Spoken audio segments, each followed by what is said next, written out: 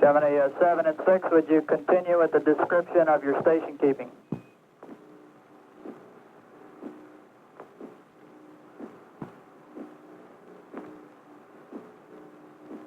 Right now, 6 is about 10 feet above and to the left of 7.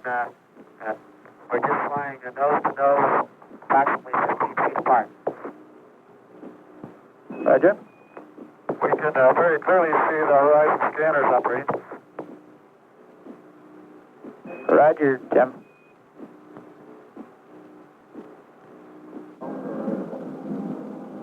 We loaded the propellants aboard the Titan II launch vehicle starting about 10 p.m. last evening. This operation took a little less than 4 hours.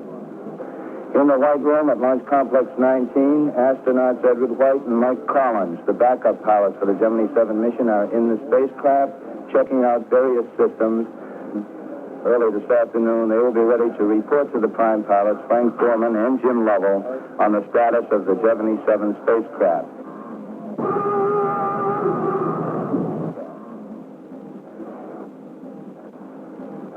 Jim Lovell did comment, but he was looking forward to a good long flight.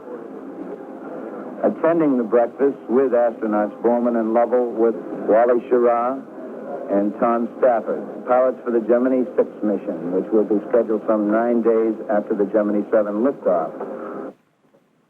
When I first heard of this plan to rendezvous two spacecrafts by launching a second spacecraft from the same pad within 9 days, I thought it was next to impossible. The prime pilots for the Gemini 7 mission, Frank Borman and Jim Lovell, have arrived at Launch Complex 19. In their lightweight suits, they have their helmets attached. Basically, this lightweight suit offers greater mobility and comfort for the crew, which will fly 14 days in space. However, it offers the same protection in any emergency as the standard suit. During a flight of Gemini 7, the crew will remove their lightweight spacesuit and fly in their underwear. T-minus 1 minute and counting. In the launch vehicle, first stage engines will ignite and build up some 430,000 pounds of thrust. T-minus 10, 9, 8, 7, 6. 5, 4, 3, 2, 1, 0. Ignition. Engines start. We have a liftoff.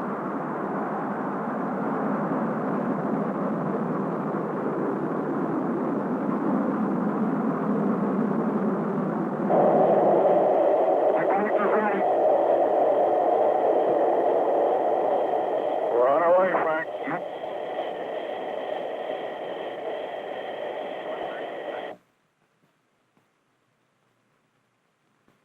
Coming up on 2 minutes. Mark 2 minutes. Our velocity is 3,600 miles per hour. The crew reports their go for staging, which should occur in a very few seconds. Okay, VC, stand by for staging. Staging? Roger, staging.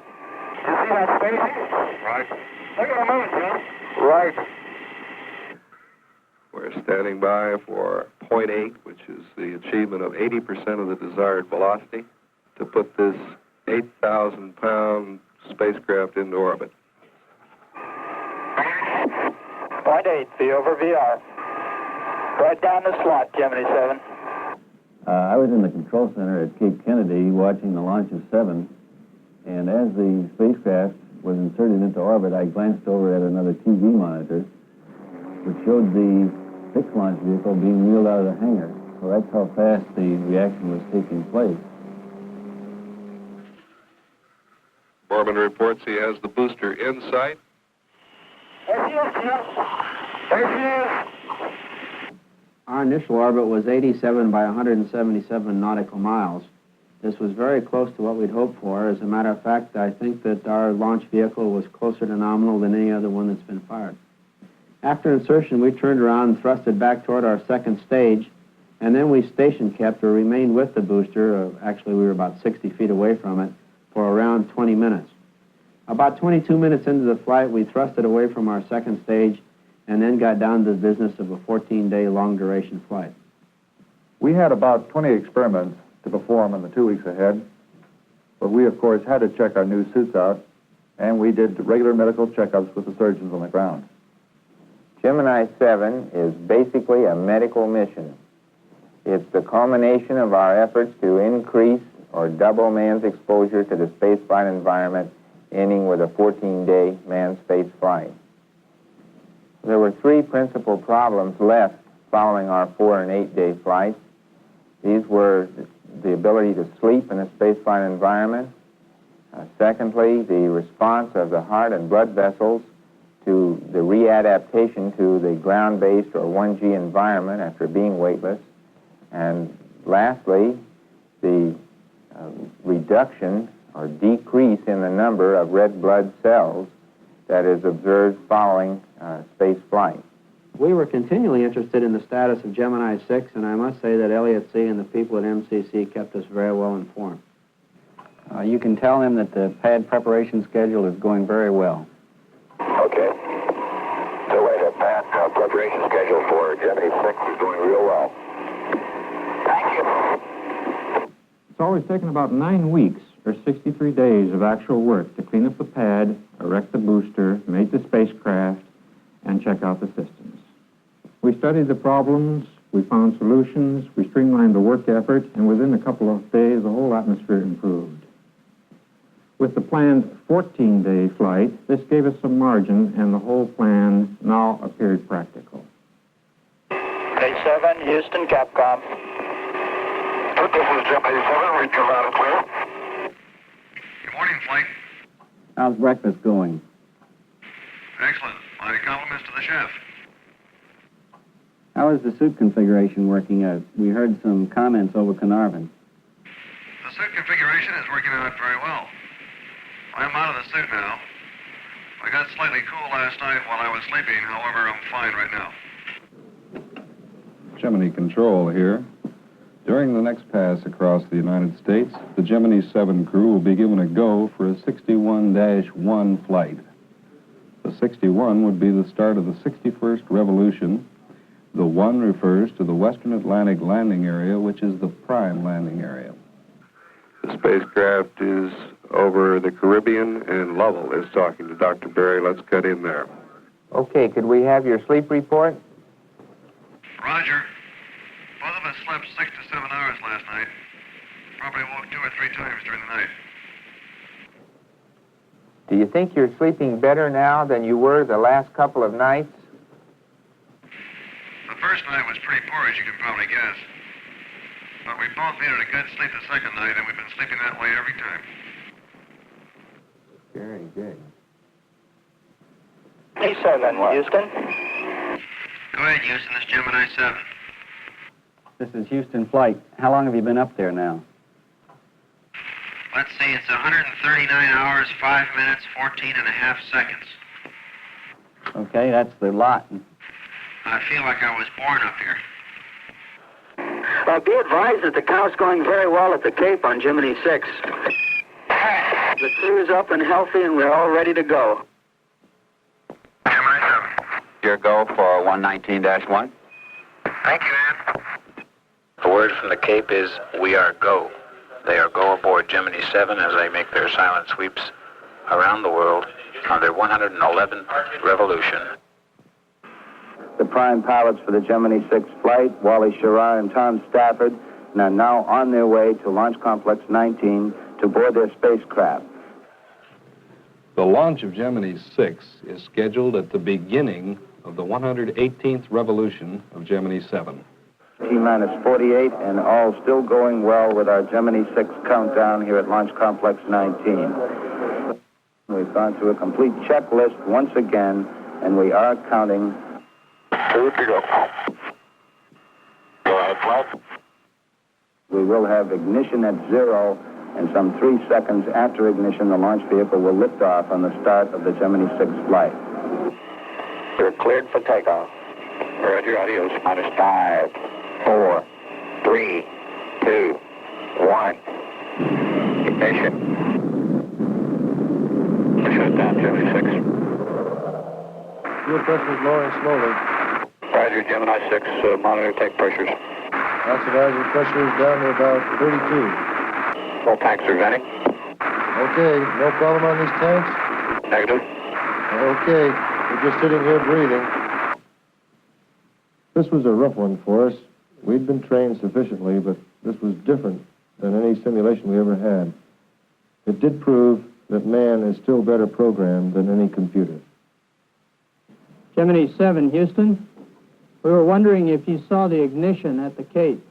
We were in perfect position, but we never saw the ignition. We were waiting for the liftoff. Roger, apparently it was on and off very quickly. We'll keep you informed. It was a great disappointment. We'd made 2 attempts to launch and still no liftoff. Let us know about the recycle as soon as you know, will you please, Chris? Raj, they're talking Wednesday at the moment, but nothing final yet. Very good. Gemini 7, Houston. Do you still read us? Sorry to disturb your lunch, but we have a message here we think you'd be interested in. We're coming up on a special time here, about 5 seconds. Mark, you have just exceeded the world's manned space flight endurance record.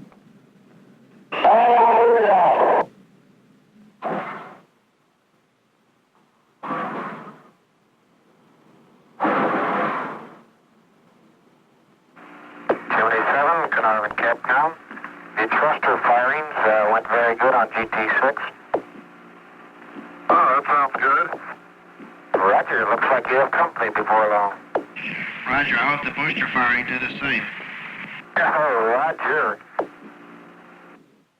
ジェミニ第6号はフロリダで発射準備を完了し、その姉妹船であるジェミニ第7号とランデブーするため発射される予定。Mr. Kraft wants to launch at 8:27 Eastern Standard Time. So some 4 seconds before that, we'll be looking for ignition. The spacecraft already is on internal power. All quiet on the communications at the present time. Stand by, Mark. 20 seconds. Mark. Go. 5, 4, 3, 2, 1. Ignition. Engine start. We've got a real liftoff. 27 seconds after the hour. Flight dynamics says the trajectory looks very good. Rocket running. Roll complete. Roger, roll. Cabin pressure sealed. Power pin. 50 seconds. 2 minutes, and our velocity is now 3,700 miles an hour.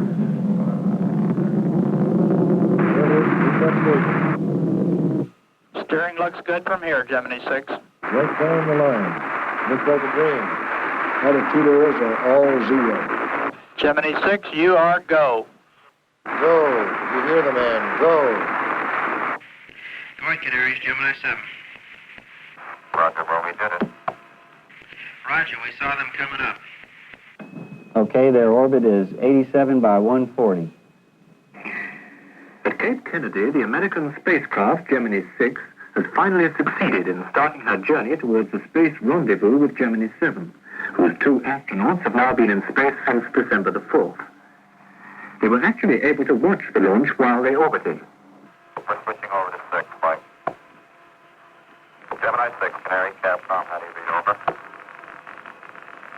Loud and clear, Canary. How are the 7 boys doing? Did they go over a while ago? They sure did. They're about 5 minutes ahead of you. Roger. Tell them we'll see them at the next station. Roger, read you, loud and clear. We have a Bermuda vector for you. You're 87 by 140, requiring an out-of-plane maneuver and a height adjustment. The first maneuver will be a height adjustment required due to a 7 foot per second underspeed at insertion. Gemini 6's actual apogee altitude is 140 nautical miles. The required apogee altitude is 146 nautical miles. To correct this condition, the command pilot will perform a height adjustment maneuver at the end of the first orbit using his aft-firing thrusters. Gemini 6, Houston, you're coming up on 1 minute to the burn. Mark? Roger, we're right with you. Starting the burn. We're showing the burn on the ground. Mark, burn complete. Gemini 7 is now here in a 161 nautical mile circular orbit. Gemini 6 is now here 560 miles behind Gemini 7 in an orbit having an apogee of 146 nautical miles and a perigee of 87 nautical miles. In this present orbit, Gemini 6 would catch up with Gemini 7 in approximately 2 hours. To allow the rendezvous to occur as planned, the catch-up rate will be slowed by 2 maneuvers. The first maneuver will be at second apogee, applied in a posigrade direction to raise the perigee to 117 nautical miles. Gemini 7, Houston, the 6 burn is in approximately 10 minutes. I'll be switching to 6 now, and I probably won't be calling you back. Roger, understand. 7 here. We cannot expect both spacecraft to be in exactly the same orbital plane. Therefore, at 2 hours and 42 minutes after liftoff, Gemini 6 command pilot Wallace Yaraw will yaw his spacecraft to the south and execute a plane change maneuver that will place his spacecraft exactly in the same orbit with Gemini 7. Gemini 6, Hawaii, Capcom. How you doing up there? Very good. Completed the plane change burn. No residuals. The fuel remaining is 75%. Okay. Both spacecraft are now in the same orbital plane. Gemini 6, for the second time, will apply thrust at apogee to circularize his orbit at 146 nautical miles and to also slow his catch-up rate. At this point in time, Gemini 6 will be 15 miles below Gemini 7 and 140 miles behind. By this point in time, Gemini 6 should be within radar contact of Gemini 7. 6 Hawaii, do you need anything else? Negative. We're just watching the sun come up. Roger, your cohort is doing real fine also. We haven't heard him for quite some time. I'll give him a call. Stand by. 7 Hawaii, Capcom. Fine, Hawaii. Your cohort there would like to know if you've heard him call you. We heard him talking to Houston, but we can't hear him calling us. Why don't you give him one shout? Hello, Gemini 6, this is 7. How do you read? No joy. We can't read him. Okay, probably the next time around you'll probably be reading them loud and clear. We're 3 hours, 52 minutes into this rendezvous mission, and at the present time we show the spacecraft moving across the Indian Ocean. There's just over an hour to go now before America's 2 spacecraft with their 4 astronauts on board can't meet 180 miles up in darkness over the Pacific Ocean. At 11:25 local time, Gemini 6 spacecraft began its circularization burn. That burn was completed on schedule. The crews also have completed successfully a radar lock-on test. And say again the range. Range was 115.58. All systems are looking good, flight. Tell you he's flat flying that thing. He's just as steady as can be. When the slant range distance between Gemini 6 and Gemini 7 has been reduced to approximately 32 nautical miles, Gemini 6 will initiate the first of a series of terminal phase maneuvers. These maneuvers are accomplished by the command pilot placing the nose of his spacecraft at his target, Gemini 7, and thrusting along the line of sight. There will be 2 mid-course correction maneuvers, probably here and here. These maneuvers will place him on a trajectory that will be slightly below and in front of Gemini 7. At this point, he will perform a velocity match or braking maneuver that will bring about rendezvous. When he has completely matched the velocity of Gemini 7, he will station keep for several orbits. However, he will not dock. Spacecrafts 7 and 6 are now about 25 miles apart. And as Mr. Kraft just observed, we here on the ground have done all we can in the way of computations. It's up to the crew now. They're on their own. Hey, I think I've got it. Is that spacecraft 7? Negative. It's either Sirius or Gemini 7. 6 and 7 Hawaii will be standing by if you have anything for us. Okay. I have 0.54 nautical miles. Stand by to break. Break at 0.48 nautical miles. 660 feet. ジェミニ6号と7号の距離はですね、大体300 feet. We're directly below them. 180 feet. 120 feet. Holding 120 feet, Wally. Rendezvous成功。Rendezvous成功です。 Ask them what their range is now. About 20 feet. Yeah, we're sitting up here playing bridge together. We're in formation with 7. Everything is go here. Roger, congratulations. Excellent. Thank you. It was a lot of fun. Rendezvous and docking are most essential to complete the Apollo lunar mission. Now, on this mission with Gemini 7, we in 6 came within about a foot of Gemini 7. Shortly after that, Gemini 7 maintained station on us as well. But rendezvous and docking are feasible for manned crews.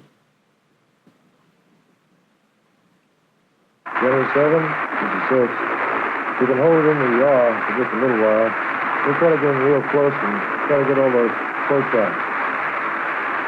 CSQ, Gemini 6, go. Roger. We'd like you to observe 7 on this roll procedure and let us know if you see any water coming out of 7. Oh, I see some now. Could that be the water boiler that comes out in crystalline form?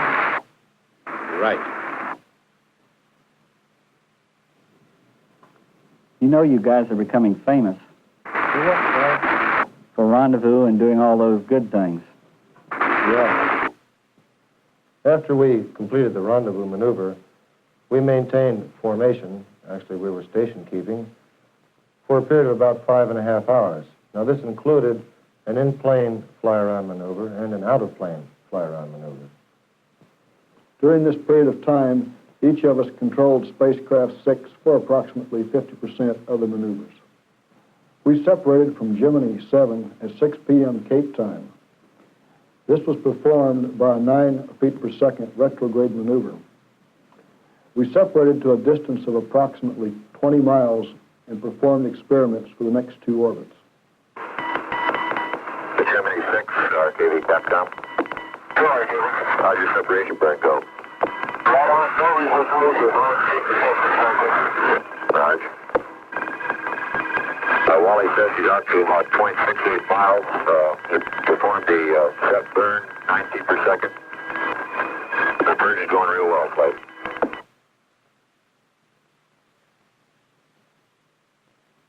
Finally, we collapsed, or should I say, went into a deep sleep at 9 p.m. Cape time, having been up since 4 a.m. that morning. Good morning, Captain Sherrod. Good morning, Chris. You're doing great. Let's put it down on the elevator. Good show down there. Before long, we'll be on the boat. Hawaii, we're in pulse mode and in re-entry attitude now. Roger. During the drift off, Frank and Jim, we'll see you on the beat. Okay, Wally. Let's go to recovery. It was an excellent splashdown, and half an hour later, millions of television viewers watched as the captain brought his huge ship gently alongside. It was really a treat to come back aboard in style on number 3 elevator. To have the realization that to accomplish a lunar mission, we had to prove endurance, and we're still proving it now, and to effect rendezvous. Rendezvous is so important to bring our men back from the surface of the moon and back to the Earth, and I hope also to number 3 elevator. Meanwhile, Gemini 7 goes on, round and round the Earth, slowly clocking up its required 206 orbits. Frank, we're moving right along in this suit situation. I would like to get some more specific comments from you at this time. Roger, there's no question in our minds the only way to fly these things is without pressure suits. Do you have any additional comments regarding use of the suits during the full duration? I'm convinced we could run the whole works without suits. All we need is a suit for re-entry and emergency stored on board somewhere. Roger, we copy. We're 317 hours into the mission, only 13 hours and 35 minutes from retrofire tomorrow morning. The mission is drawing to an end. The 76 series of missions was a very fitting climax to a successful year of Gemini flights. Gemini 4 explored extravehicular activity. It also was the start of our buildup of long-duration missions and went 4 days. Gemini 5, in turn, went 8 days. We'd been in the water about 10 minutes when we saw a Navy frogman's face in the right window. He plugged in his interphone, and his first words were, "Merry Christmas." The recovery forces were quite fast, and I believe in about 26 minutes from splashdown, we were on board the helicopter. The chief symptom, in fact, the only symptom which we noticed, was heaviness of the legs. That's all. The 14-day mission has shown us that man indeed adapts to the spaceflight environment, that his body does not show changes which increase with his increasing exposure to that environment. The additional data allows us to medically commit man to a lunar mission. As we go through these things, the year does sound to be quite easy. Actually, there were a number of difficult problems that were encountered and were overcome. Some of these required considerable ingenuity. The best example of this was actually the reaction to the difficulty we had in the October launch attempt of Gemini 6. We were able to come up with a new mission. We were able to cycle back into our operation faster than ever before and conducted this very rapid turnaround. This effort on the 76th mission is an example of the American spirit as it exists through the years, and is ample evidence that it exists today.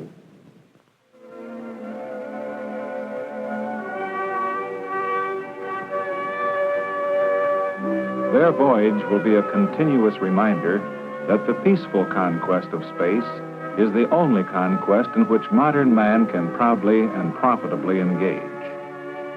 In this struggle, all men are allies, and the only enemy is the hostile environment.